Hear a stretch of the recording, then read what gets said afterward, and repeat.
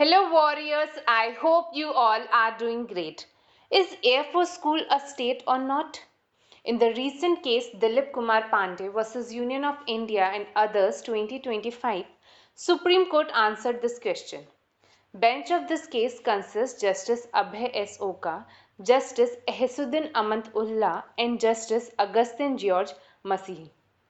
सबसे पहले स्टेट क्या है और हम कैसे जाने कौन सी ऑर्गेनाइजेशन स्टेट है और कौन सी नहीं। आर्टिकल 12 इंडियन कॉन्स्टिट्यूशन का स्टेट को डिफाइन करता है।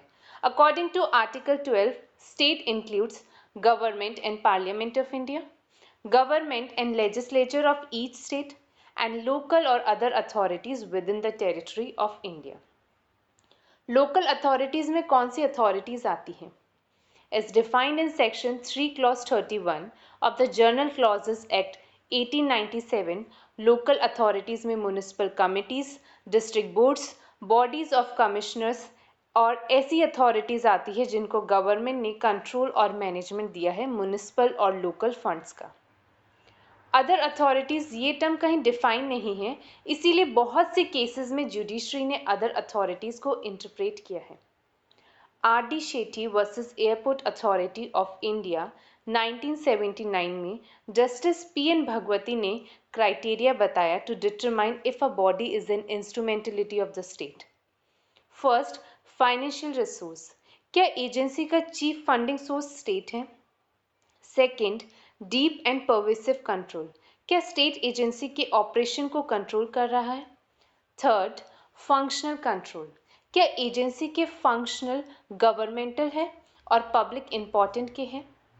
Fourth, government department transfer and fifth, monopoly status, क्या एजेंसी मोनोपोली स्टेटस एंजॉय कर रही है विच इज कन्फर्ड और प्रोटेक्टेड बाय द स्टेट। अब अपने केस पर वापस आते हैं। तो एयरफोर्स स्कूल्स 1966 में स्टैब्लिश हुई इंडियन एयरफोर्स स्कूल के पर्सनल के बच्चों को एजुकेशन प्रोवाइड करवाने के लिए।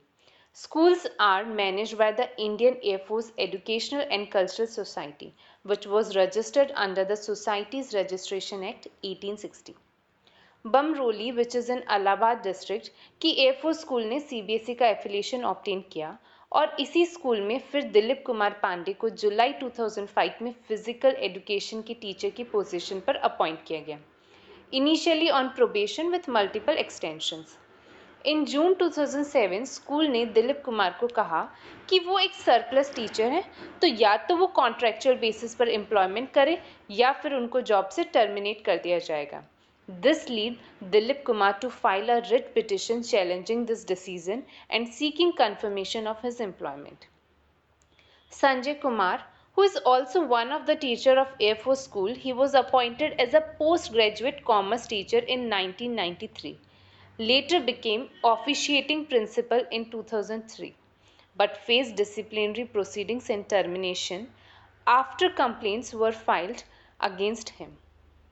दोनों ही टीचर ने इलाहाबाद हाई कोर्ट में रिट पिटीशन फाइल की, ये कहते हुए कि एयरफोर्स स्कूल आर्टिकल 12 के अंडर स्टेट है, तो उनका employment disputes is subject to constitutional remedy. Now what Supreme Court held in this case? Supreme Court held that Air Force School is not state under Article 12 for the following reason. Air Force Educational and Cultural Society एक non profit welfare association है। School का primary source of finance student की fees और air force personal का contribution से है।